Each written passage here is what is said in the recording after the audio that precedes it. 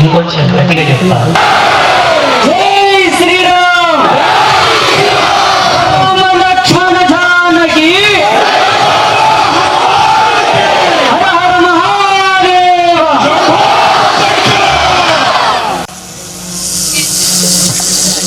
ఒక సాధువుగా, ఒక సంతుగా, ఒక బ్రహ్మచారిగా, ఆజన్మాంత బ్రహ్మచారిగా నా యొక్క పరిపూర్ణమైనటువంటి అనేక మంగళ శాసనాలు మీకు ప్రసాదిస్తూ ధర్మం పక్షాన ఐశ్వర్యాలు సిద్ధించి మీరందరూ వీరుల్లా, శూరుల్లా, శౌర్యవంతుల్లా బతకాలని చెప్పి ఈ వేదిక మూలక ఆశీర్వాదం చేస్తూ ఈ రోజుని హిందూ ధర్మ సమ్మేళనం, హిందూ ధర్మ సమ్మేళనంలో ఉండేటటువంటి ముఖ్యమైన అంశం ఏంటంటే హిందూయిజం, హిందూ ధర్మం.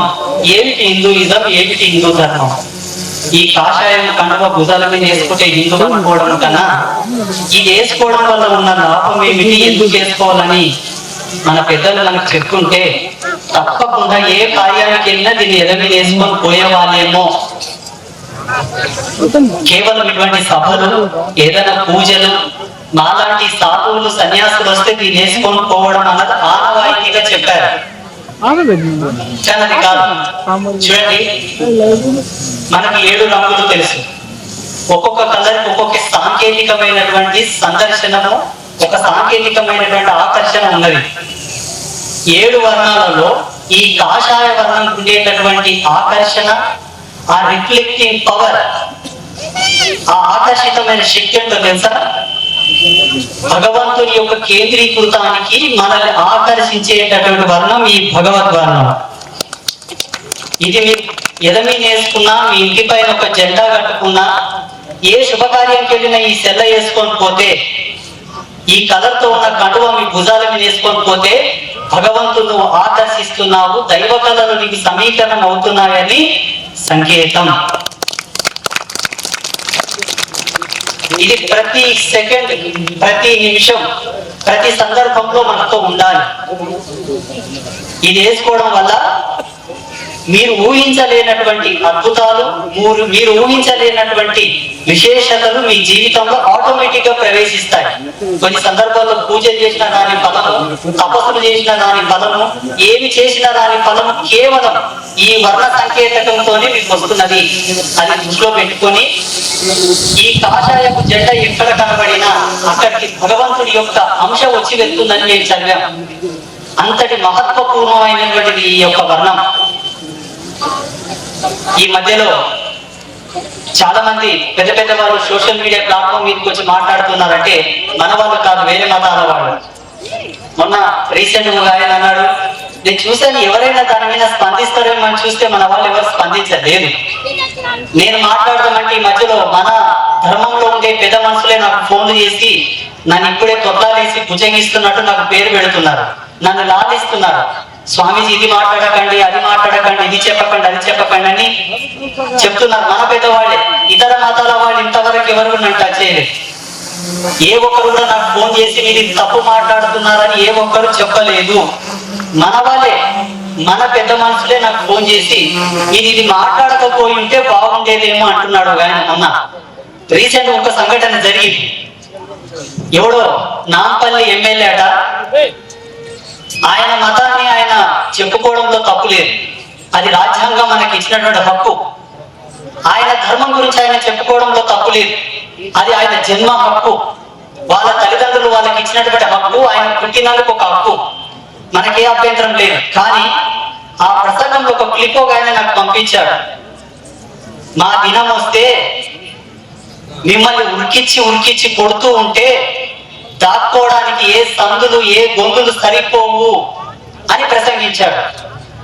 అరే బాబు, నీవు కొట్టే వరకు సమయం ఇస్తావేమో, నీవు కొట్టే వరకు సమయం ఇస్తావేమో, కనీసం నీవు చూడడానికి కూడా మేము సమయం అది మర్చిపోయినావు. నువ్వు బాగా గుర్తుపెట్టుకో.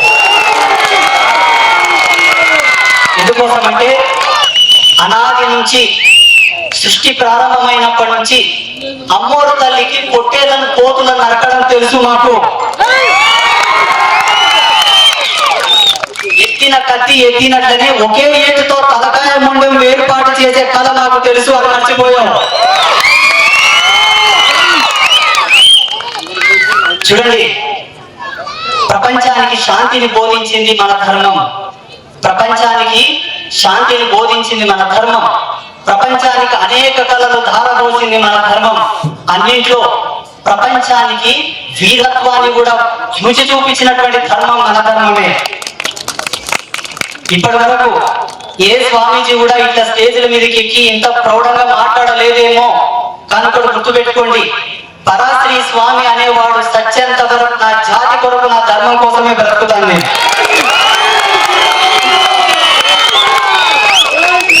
నా ధర్మం జోలికి ఎవడన్నా వస్తే, హిందూ ధర్మాన్ని ఎవడన్నా టచ్ చేయాలని చూస్తే, నా ధర్మవీరుల జోలికి ఎవడన్నా చూస్తే, చూడండి, ఇది ఆదేశం కాదు, మీకు ఇచ్చేది వార్నింగ్ కాదు. మా వాళ్ళు ఎవరి జోలికి రారు, మా వాళ్ళు ఎవరి జోలికి పోరు. మీకు అంత దూరంగా ఉంటే, అంత బలుపు ఉంటే చెప్పండి, మీకు క్రియేట్ చేస్తాం, అప్పుడు చూసుకోవచ్చు. కానీ గొప్పలు కాండి, మీకు ఇష్టమైనట్టు మీరు బ్రతకండి. మేము వద్దానా, మిమ్మల్ని ఉండొద్దామని చెప్పినామా మేము? మా జాతి అటువంటిది కాదు. జీవో జీవస్య జీవనం, ప్రతిదాన్ని బ్రతికించడం మాకు తెలుసు. అశ్వత్థ వృక్షాన్ని బ్రతికిస్తే దాని వల్ల మనకి ఎన్నో హెల్త్ బెనిఫిట్స్ ఉన్నాయని చెప్పారు మా పెద్దలు. ఒక చెట్టును బ్రతికించాం. గోవును పూజిస్తే మనకి ఎన్నో లాభాలు ఉన్నాయని చెప్పారు మా పెద్దలు. గోవును పూజిస్తాం. ఒక శునకము, ఒక కుక్కని సాకితే దాని వల్ల మనకు లాభాలు ఉన్నాయని చెప్పారు, దాన్ని సాకుతాం. పశు పక్షాదులను, జంతువులను, వృక్షాలను అన్నింటినీ ఆదర్శప్రాయంగా మాతో ఒకరిగా కలుపుకొని జీవించేటటువంటి విద్య, ధర్మం మా జీవనం. అటువంటిది మీరు ఈ దేశంలో ఉంటే మాకు ఏ అభ్యంతరం లేదు. మా వాళ్ళు ఎప్పుడు కూడా మిమ్మల్ని పొమ్మని చెప్పలేదు. కానీ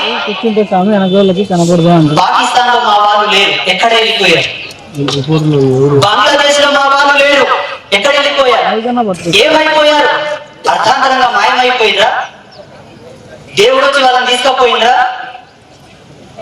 ఒకప్పుడు మీ యొక్క మెజారిటీ ఎంతుండే, మీ పాపులేషన్ ఎంతుండే, ఇప్పుడు ఎంత అయింది? అప్పుడు పాకిస్తాన్ లో మా వాళ్ళు ఎంతమంది ఉండ్రి, ఇప్పుడు ఎంతమంది అయిండ్రు?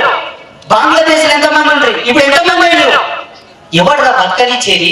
మేము బతకనిస్తున్నాం మిమ్మల్ని, మేము బతకనిస్తున్నాం మిమ్మల్ని. మీ చిత్తశుద్ధికి, మీ మనస్తత్వానికి మీకే వదిలేస్తున్నాను. ఆలోచించుకోండి. మేము ఎవరిని ఏమనము. మీరు మీ హద్దుల్లో ఉంటే మేము ఎవరిని ఏమి చెయ్యము. హద్దులు దాటాలని గనక చూశారో, ఇది అందరికీ హెచ్చరిక. ప్రతి మతానికి, ప్రతి ధర్మం వాళ్ళకి హెచ్చరిక. హిందూ అనేవాడి జోలికి ఎవడన్నా రావాలని చూస్తే, మా వాళ్ళకు పెద్దం పిల్లలు సంసారం ఇల్లు ఇల్లాలంటారని ఒక వ్యామోహం ఉంది వాళ్ళకు. మేము సన్యాసులం, మాకెవరూ లేరు. నాలాంటి సాధువులు, నాలాంటి తాపసులు, నాలాంటి సిద్ధులు, నాలాంటి యోగులు ఎంతమంది ఉన్నారో మొన్న జరిగిన కుంభమేళను ఒకసారి రివైండ్ చేసుకొని చూడు.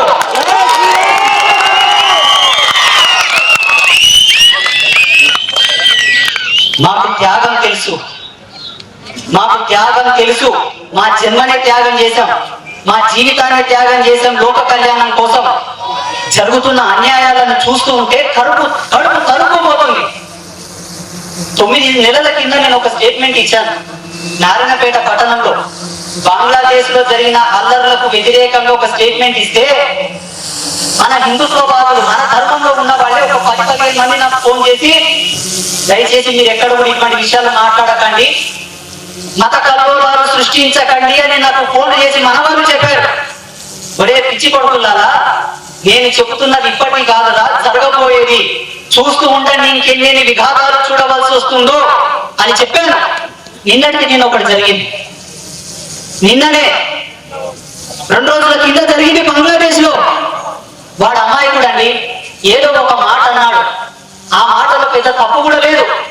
ఏదో ఒక్క మాట అన్న తప్పుకు పిచ్చి కుక్కలాగా వాని మీద పడి కొట్టి చంపి నడి రోడ్డు మీద వాడిని సజీవ దహనం చేశారు. ఎవడు వాడు? అక్కడ ఆర్ఎస్ఎస్ లేదే, అక్కడ బీజేపీ లేదే, అక్కడ నాలాంటి సాధువులు లేదే. ఏమన్నా మాట్లాడితే మత విశ్వాసాలు, మత కల్లోలాలు, హిందుత్వవాదం, ఆర్ఎస్ఎస్ బ్యాక్గ్రౌండ్ అంటారు. మరి బంగ్లాదేశ్ లో ఆర్ఎస్ఎస్ లేదు కదా.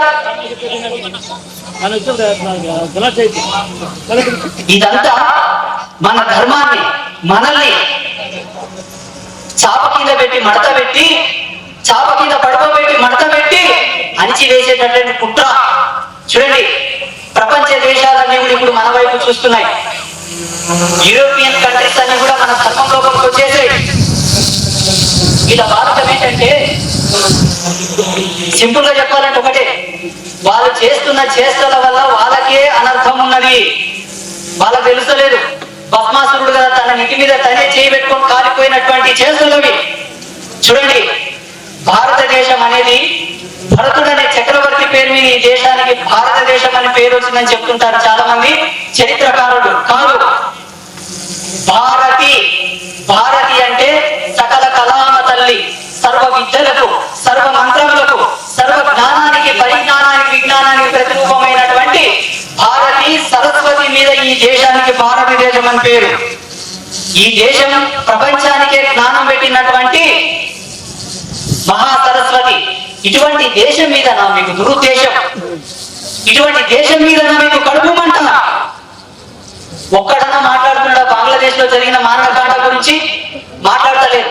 ఫలస్తీనాలో బాంబుల దాడి జరిగితే మాట్లాడతారు, ఫలస్తీనా మీద బాంబుల దాడి జరిగితే మాట్లాడతారు తప్ప పాకిస్తాన్ లో మన వాళ్ళ మీద ఏదైనా జరిగితే మాట్లాడరు, బంగ్లాదేశ్ లో జరిగితే మాట్లాడరు. మొన్నటికి మొన్న ఎర్రకోట మీద బాంబు వేశారు. ఎవరు చేశాడు? ఎందుకు చేశాడు? ఒక్కడన్నా మాట్లాడిందా? మాట్లాడలేదు. వాళ్ళకి అవసరం లేదనంట. వాళ్ళ మిత్ర దేశం మీద ఏమైనా జరిగితే మాట్లాడతారు. ఇటువంటి కుట్రలను ఎప్పటికెప్పుడు మనం గ్రహించాలి. గ్రహించకపోతే ఏమవుతుందంటే రెండే జరుగుతాయి. ఒకటేమో, ఇప్పుడు పాకిస్తాన్ లో కానీ బంగ్లాదేశ్ లో కానీ మన వారు ఉన్నారు, ప్రాణం చేతిలో పట్టుకొని బిక్కు బిక్కు మంటూ బతుకుతున్నారు. అటువంటి నీచమైన, అటువంటి దిగజారిపోయినటువంటి బతుకు మీరు బతకాలంటే ప్రశ్నించకండి. తినండి, తాగండి, మీ పెళ్ళం, మీ పిల్లలు, మీ ఇల్లు, మీ సంసారం, ఎన్ని ఎకరాల భూమి కొన్నా, ఎంత బంగారు కొన్నా, ఎన్ని పైసలు సంపాదించుకున్నా, ఎన్ని పదవులు సంపాదించుకున్నా ఇదే మైకంలో బ్రతకండి. నిన్న బంగ్లాదేశ్ లో వాళ్ళు చంపేటప్పుడు నువ్వు రెడ్డిగా అని అడిగలేరు, నువ్వు చౌదరిగా అని అడిగలేరు, నువ్వు నాయుడని అడిగలేరు, నువ్వు మారిగొడవని అడిగలేరు, నువ్వు టక్కరుడవని అడిగలేరు. కేవలం నువ్వు హిందూ అని మాత్రమే చూశారు. ఇక్కడ మనకేమో, మన దేశంలోనేమో వాళ్ళ మీద పడుతున్నారు కదా, మాకెందుకులే, వాళ్ళు మా పాలెలు కాదు, మా అన్నదమ్ములు కాదు, మా కులస్తులు కాదు, మా భాగస్తులు కాదు, మైకం మీకున్నది, బతుకుడి, ఇలాగే ఉండురి, జరగవలసిన తతంగం అంతా జరిగిపోతుంది. అప్పుడు ఎవరితోనో పోయి చెప్పుకుంటారో, ఎవరితోనో పోయి ఏడుస్తారో, మీ గోడు వినేవాడు ఉండాలి కదా భారతదేశంలో. ఒక్కసారి ఆలోచన చేయండి. మాలాంటి వాళ్ళు వచ్చి స్టేజ్ మీదకి ఎక్కి మైకు పట్టుకొని ఏదో మాట్లాడితే అబ్బా ఏం చెప్పాడా, ఆహా అబ్బా అప్పటి పూర్తికి నెత్తుకోవడం కాదు, ఆచరణ. ఏమిటి ఆచరణ? పుట్టిన పిల్లల్ని, నా పిల్లగాడు ఏం చదివితే నాకు గొప్ప ఉద్యోగం చేస్తాడు, మమ్మల్ని మంచిగా సలహా చూసుకుంటాడని ఎంత చెప్తారో పుట్టినప్పుడే మనం చెప్పాలి, ఒరే నువ్వు ఛత్రపతి శివాజీ మహారాజు యొక్క వారసుడు అని చెప్పాలి. చూడు బిడ్డ, బ్రతికిన నాలుగు బ్రతికితే ఈ వీరుడు నాకనే బ్రతకని చెప్పాలి వానికి. ఈ వీరుడు నాకనే బ్రతుకు, సమాజాన్ని కాపాడు, నిన్ను నీవు కాపాడుకో, నీ భార్య, నీ చెల్లి, అక్క, నీ తల్లి, మాన ప్రాణాలను కాపాడే వీరుడు నువ్వు కావాలని చెప్తే సమాజం దానికంతటికంటే పురోగమిస్తుంది. అది చెప్తామా మనము? చెప్పం. నీవు డాక్టర్గా కొడుక, నీవు ఇంజనీర్గా, నీవు లాయర్గా, ఇటువంటివి చెప్తున్నాం. ధర్మాన్ని కాపాడండి. భగవంతుడే చెప్పాడు, ధర్మో రక్షతి రక్షిత, నేను కాపాడుతా అని చెప్పలేడు దేవుడు. ధర్మాన్ని కాపాడండి, అది మిమ్మల్ని కాపాడుతుంది. ధర్మాన్నే కాపాడండి. గుళ్ళు పోవడం, దండాలు పెట్టుకోవడం, మొక్కుబడులు చెల్లించుకోవడం, ఇవన్నీ బాగుంటాయి. ఇప్పుడు పాకిస్తాన్ ఎవడు చేస్తున్నాడు, బంగ్లాదేశ్ ఎవడు చేస్తున్నాడు? రేపు ఆ పొద్దు నీకు వస్తే ఎవరికి ముడుపులు కడతావు, ఎవరికి దండాలు పెడతావు? ఏడ చేసుకుంటారు మీ పూజలు? జరగలేదా గతంలో? జరగలేదా గతంలో? ఇటువంటి జరిగిన ప్రతి అనర్థానికి కారణం కర్త కర్మ క్రియ అంతా మనమే. శత్రువుకి తెలుసు మనం ఎంత బలవంతులమో, శత్రువు అనే మనకి తెలుసు మనతో పవర్ ఉందనేది. కానీ మనతో ఒక అవివేకమైన చేష్ట ఉన్నది. ఏంటో తెలుసా? మన బలం మనకు తెలియదు. హనుమంతునిలాగా మన బలం మనకు తెలియదు. ఈ మధ్యలో మాలాంటి సాధువుల పుణ్యమా అని చెప్పి ఈ సోషల్ మీడియా మాధ్యమంగా చూస్తున్న ప్రతి ఒక్కరు కూడా ధర్మం వైపు అడుగెడుతున్నారు. ఇలాగే సంఘటితంగా ఉండాలి. ఉండాలా? అయితే ఈరోజు ఈ గ్రామ వేదిక ఒక మాట ఇవ్వాలి, మీరు అందరు ఇస్తారా? చూడండి, నష్టన కొట్టుకున్న ఏ ఒక్కడు కూడా కులమెంచొద్దు. నష్టన కొట్టు పెట్టుకున్న ఏ ఒక్కడు కూడా రాజకీయమనే మైకంలో పడొద్దు, కులం అనే ఉచ్చులో పడొద్దు. ఈ రెండు విషయాలు కనుక పాటిస్తే భరతమాత సాక్షి చెప్తున్నా మన ధర్మానికి ఏ ఆటంకం కలగదు. బాగా పెట్టుకోండి. కేవలం చాలా వరకు విశ్లేషణ చేశాను నేను. నాదేం పనిలేదు, 3 గంటలకు లేస్తా, 6 గంటల వరకు ధ్యానం చేస్తా, బయటికి వచ్చి భక్తులతో మాట్లాడతా, ఏ మాత్రం టైం ఉన్నా ధర్మం గురించి ఆలోచన చేస్తా. నేను పెద్ద పిచ్చోని, నేను హిందూయిజం సైకోని, పెద్ద సైకో. చూడండి, రేపటి దినంలో ఏదైనా జరగరాని ఈ దేశం మీదకి జరగాల్సి వస్తే ఆ సందర్భంలో ఫస్ట్ కత్తి పట్టుకొని నేనే నిలబడతాను. నెంబర్ 1.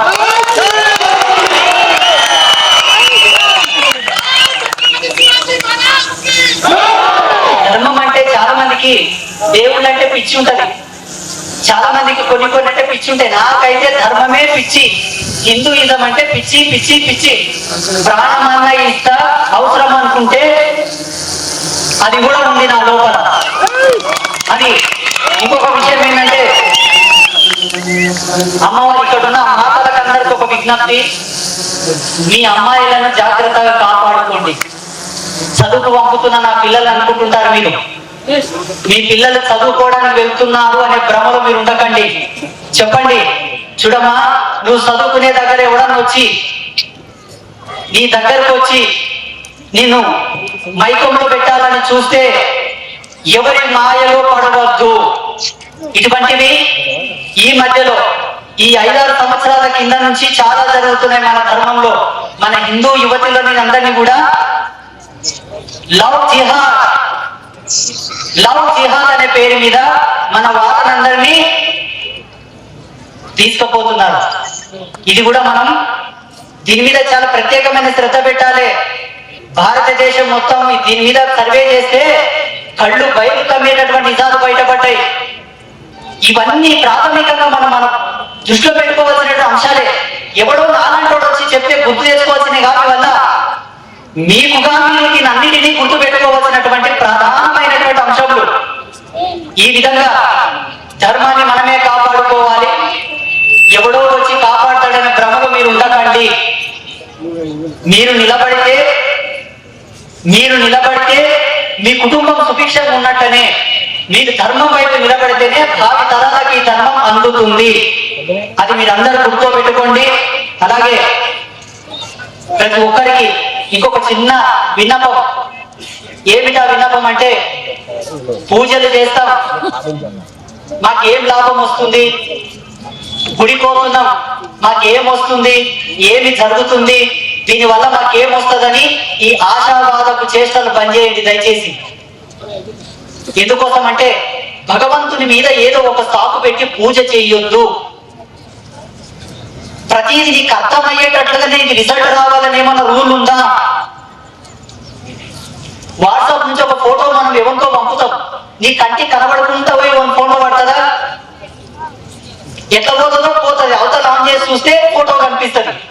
భగవంతుడు నీకు ఫలితం ఇచ్చి ఉంటాడు. నీకు ఎక్కడ అవసరం ఉంటే అక్కడ ఇచ్చి ఉంటాడు. ఏ సందర్భం నీకు అవసరం ఆ సందర్భంలో పెట్టి ఉంటాడు. పిచ్చి పిచ్చి నమ్మకాలు, పిచ్చి పిచ్చి కారణాలు అడ్డం పెట్టుకొని మన వాళ్ళే మన దేవతలను నిందించి దూషించి వేరే మతాల జోలికి వెళ్ళి ఆ మతాంతరీకరణం చేసుకొని ఆ దేవుడు గొప్పని, ఆ మతం గొప్పదని, మన దేవుళ్ళు పనికిరానోళ్ళని, మన ధర్మం వేస్ట్ అని, మన దేశం వేస్ట్ అని ఇవన్నీ ఆడేదెవరు? మన వాళ్ళే. వాళ్ళు ఎప్పుడు అన్నారు? అసలైన క్రైస్తవుడు, అసలైన ముస్లిం ఎప్పుడే కానీ మన ధర్మాన్ని ఎత్తి చూపడు. ఎందుకంటే వాళ్ళకి తెలుసు వారు పుట్టింది కూడా మన ధర్మంలోనే. వాళ్ళ మతాలకు పుట్టినీళ్ళు మన ధర్మం.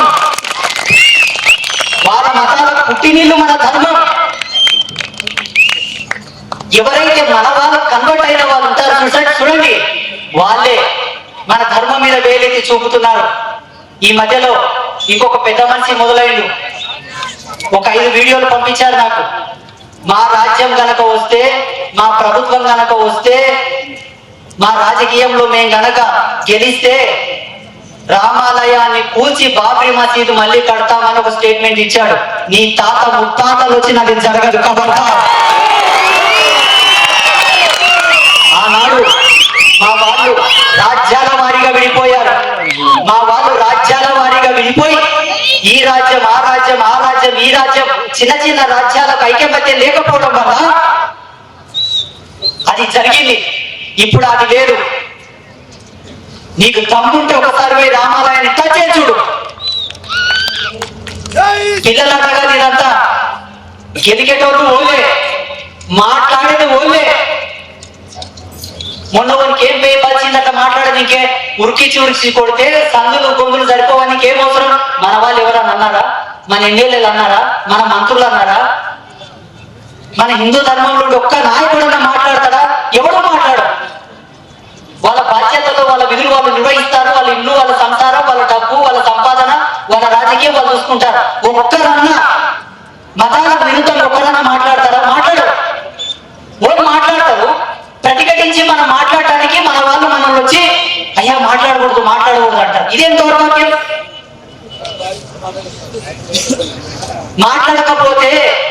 మాట్లాడకపోతే వాని మైకంలో వాడు ఉంటాడు. నేను ఇట్లా స్టేట్మెంట్ ఇచ్చింది ఎవడేమనలేదు కాబట్టి హిందువులందరూ మెతకబడిపోయిందనే రుచిలో వాడు ఉంటాడు. చూడండి, ఇది టెక్నాలజీ జనరేషన్, ఇది కంప్యూటర్ కాలం. ప్రతి ధర్మాన్ని ఆ ధర్మం వాళ్ళు గౌరవించుకోవాలి, ఆచరించుకోవాలి, బ్రతకాలి తప్ప సభ్య సమాజంలో అల్లర్లు చెలరేగించేటటువంటి స్టేట్మెంట్లు ఎవరిచ్చినా, ఎవరు వీడియోలు రిలీజ్ చేసినా సర్వోన్నతమైనటువంటి భారత రాజ్యాంగం ప్రకారంగా ప్రభుత్వం వాళ్ళ మీద కఠినమైన చర్యలు తీసుకోవాలని విజ్ఞప్తి చేస్తా ఉన్నాను. ఈ మధ్యలో ఒకడు అంటాడు పాకిస్తాన్ జిందాబాద్, ఇంకోడు అంటాడు బంగ్లాదేశ్ జిందాబాద్, ఇంకోడు అంటాడు ఫలస్తీన్ జిందాబాద్. అయ్యా ప్రధానమంత్రి గారు, రాష్ట్రపతి గారు, మీకు ఒక వినతి. వీళ్ళకు పాకిస్తాన్ మీద, బంగ్లాదేశ్ మీద, ఫలస్తీన్ మీద ఎక్కువ ఇష్టం ఉన్నట్టుంది. దయచేసి వాళ్ళని అక్కడ పంపండి అయ్యా, మీ కాలు నొక్కుతాం. ఎవడు పాకిస్తాన్ కి జెండా చేయంటాడో వాని మీద పూలదండేసి సగౌరవంగా భజనలతో దాటించండి. ఎందుకు చేస్తలేదు ఈ పని? ఒకవేళ మీరు చేయమంటే మాకు అప్పగించండి, మేము చేస్తాం. మీరు చెప్పండి, ఇది భారతదేశమా కాదా? ఒకవేళ ఈ దేశంలో ఉన్నవాడు ఎవడైనాను అంటే భారత్ మాతాకి జై అనాలి, హిందుస్థాన్ జై అనాలి, హిందుస్థాన్ జిందాబాద్ అనాలి. అవునా కాదా? ఇక్కడ పాకిస్తాన్ జిందాబాద్ అనేది ఏమవసరం? పేయిపాల్సిన శాస్త్రాలు కావా? అందుకే ఆ పేయిపాల్సిన శాస్త్రాలకి 2 మాటలు, దండేలా పంపేయాలి. పోబేట ఆడ తిండి గట్టి లేకనే పోతున్నారు. మొన్న 1,50,000 మందిని అరబ్ కంట్రీస్ నుంచి పాకిస్తాన్ వాళ్ళని రిటర్న్ పంపించారు. ఇక్కడ తిండి లేదు. ఇప్పుడు బంగ్లాదేశ్ లో కూడా అదే పరిస్థితి. ఈ బంగ్లాదేశ్ కి జిందాబాద్, పాకిస్తాన్ జిందాబాద్ అనే మహనీయులందరూ అక్కడ పంపితే చక్కగా అవుతుంది. అవునా కదా? మన పెద్దలు అనేవాడు ఈ దేశంలో ఉండాలంటే వందే మాతరం పాడాల్సిందే అన్నారా? అప్పుడు మన వాళ్ళని ఏమన్నారంటే ఆర్ఎస్ఎస్ వీళ్ళంతా మతోన్మాదులు వీళ్ళంతా. అంటే ఈ దేశంలో ఉంటే వందే మాత్రం పాడాలని చెప్పినోడు మతోన్మాదే. అంటే ఈ దేశంలో పాకిస్తాన్ జిందాబాద్ అన్నోడు మంచోడా? ఏంది ఇదంతా? అంటే పెద్దలు ఒక మాట అనేవాళ్ళు వెనకటికి, గుంత తోడుకొని ఓడే గుంతలు వాడి ఓడే మనం మూసుకునేదంట. అంటే ఇప్పుడు మేమందరం అట్లే ఉండలేమో. ఈ పిచ్చి పిచ్చి చేష్టలు కనుక ఈ దేశంలో ఇక ముందు జరిగితే రాజ్యాంగం ప్రకారంగా కఠినమైన చర్యలు తీసుకోవాలి. మేము భారతదేశం మొత్తం అందరి నా హిందూ సోదరుల తరపున నేను మాటిస్తున్నాను. మేము గతంలో కూడా హిందూ అనేవాడు ఏ దేశం మీద దండయాత్ర చేయలేదు, ఏ మత విశ్వాసాల జోలికి వెళ్ళలేదు. దానికి ఉదాహరణ కావాలనుకుంటే భారతదేశం నలుమూలలో తవ్వకాలు జరిపితే మా దేవాలయాల మీద మీ కట్టడాలు ఉన్నాయి, కానీ మీ కట్టడాల మీద మరొక్క గుడి అన్న కనిపించిందా? వెనకటికి మొగిలి ఒట్టి రచ్చకెక్కినారంట ఒక ఆమె. అసదుద్దీన్ ఓవైసీ గారు మొన్న మాట్లాడుతున్నారు ఒక ప్రసంగంలో, 500 సంవత్సరాల మా మసీదును కూలగొట్టి మీరు గుడి కట్టుకున్నారు, దాన్ని ఎప్పటికీ మేము మర్చిపోము, మా తరాలకు చెప్పే చచ్చిపోదామంటాడు. 500 సంవత్సరాల కన్నా ముందే ఉండాడా? అది చెప్పు ఫస్ట్. మీ పిల్లలకి ఏం చెప్పాలంటే 500 సంవత్సరాల కన్నా ముందు ఆడ రాముని గుడి ఉండే, బాబరి అనేవాడు ఆఫ్ఘనిస్తాన్ నుంచి ఇక్కడ వచ్చిండు పిచ్చగాడయ్యి, వాడు వచ్చి ఇక్కడ ఉన్న వాళ్ళనందరినీ మొత్తం పడబెట్టి వాళ్ళని తొక్కుకుంటూ ఒక గుడిని కూల్చి ఒక మసీదు కట్టిండే. ఈ చేతగాని హిందువులంతా తను చూసుకుంటూ ఉండ్రి. ఇప్పుడు బలమైనటువంటి హిందువులు తయారైండు కాబట్టి దీని గురించి దాన్ని కట్టుకుందామని చెప్పురా.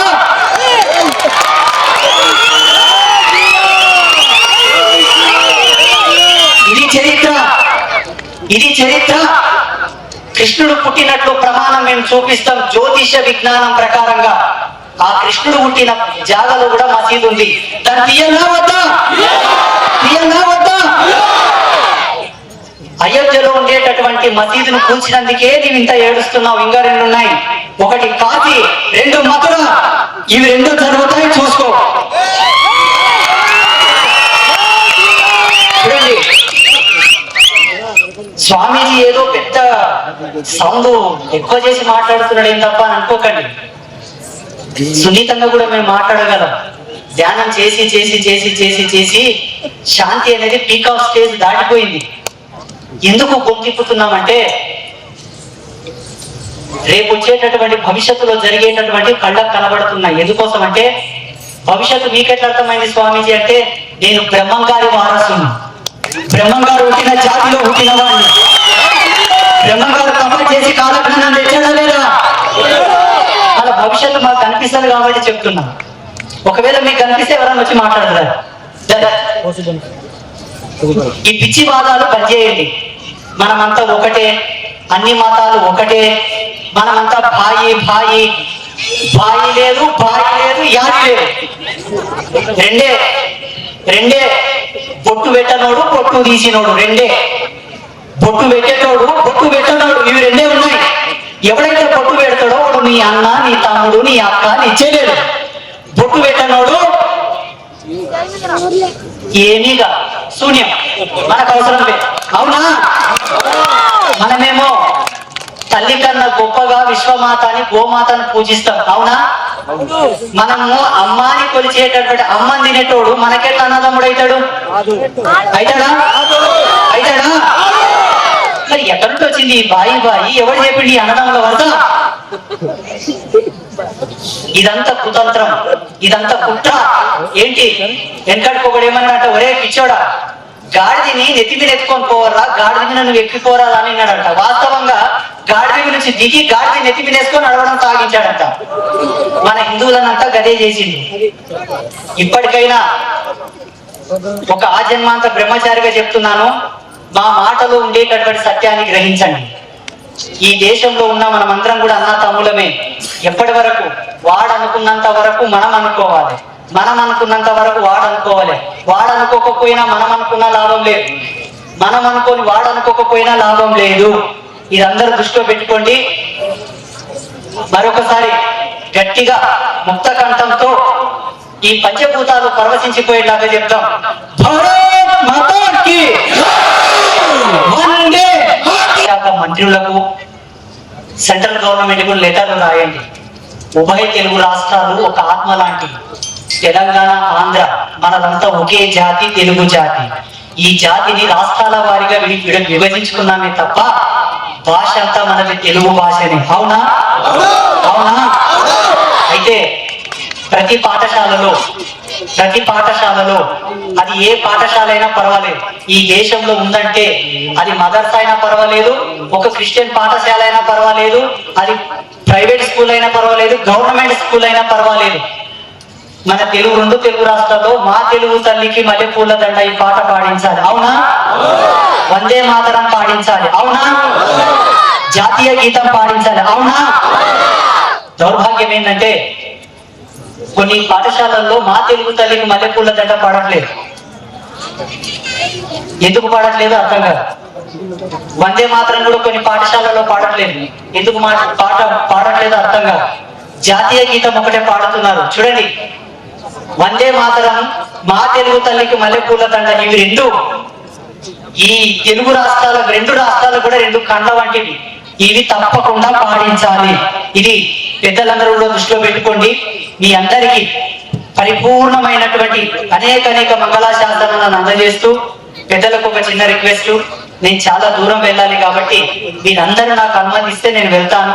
మరి నేను వెళ్ళేటప్పుడు ఎవరు కూడా తోపులాట చేయొద్దు. నిన్న ఒక ప్రోగ్రామ్ లో కింద పందిరిగిలే ఉన్నాయ్యం, ఇంకా అందరూ గుంజులాడుతుంటే కింద పడిపోయినా ఏం జరగలేదు అమ్మవారి పుణ్యంలా. ఒక యోగి ఎప్పుడు పరిపూర్ణుడు అంటే అన్ని అవయవాలు, శరీరంలో ఉండేటటువంటి అన్ని అంగములు సక్రమంగా ఉన్ననాడే ఆయన పూర్ణ యోగి. ఒకవేళ నేను కింద పడి పన్నో, ముక్కో, చెవి ఇరిగిపోతే నేను ఏడ పూర్ణత్వం పొందుతా? అవునా కదా? అందుకే కష్టపడి తప చేసుకొని ఇంతవరకు వచ్చినా నన్ను కింద తొప్పకండి, కొంచెం దూరం ఉండండి. మీ అందరికీ శుభాశీస్సులను అందజేస్తూ ప్రతి గ్రామంలో ఇదే విధంగా సంఘటితంగా ఉండాలి, ఇదే విధంగా ఉండాలి. ఉంటారు కదా? శుభమస్తు. రామచంద్రెడ్డి గారిని కోరుతున్నాను. సుధాకర్ గారు ఎక్కడున్నారు? వాళ్ళు కోరుతున్నాను. తెలుగు ఎక్కడ ముందే పోతాండి. స్వామి గారు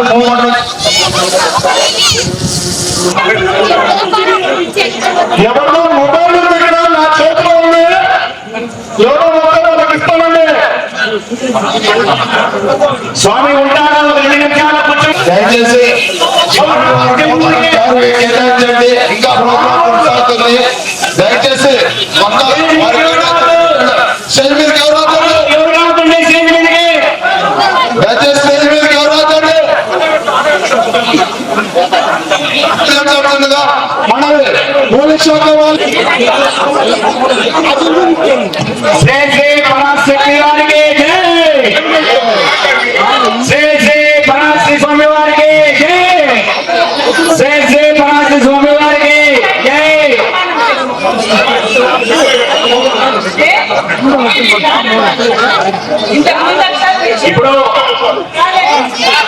ఇప్పుడు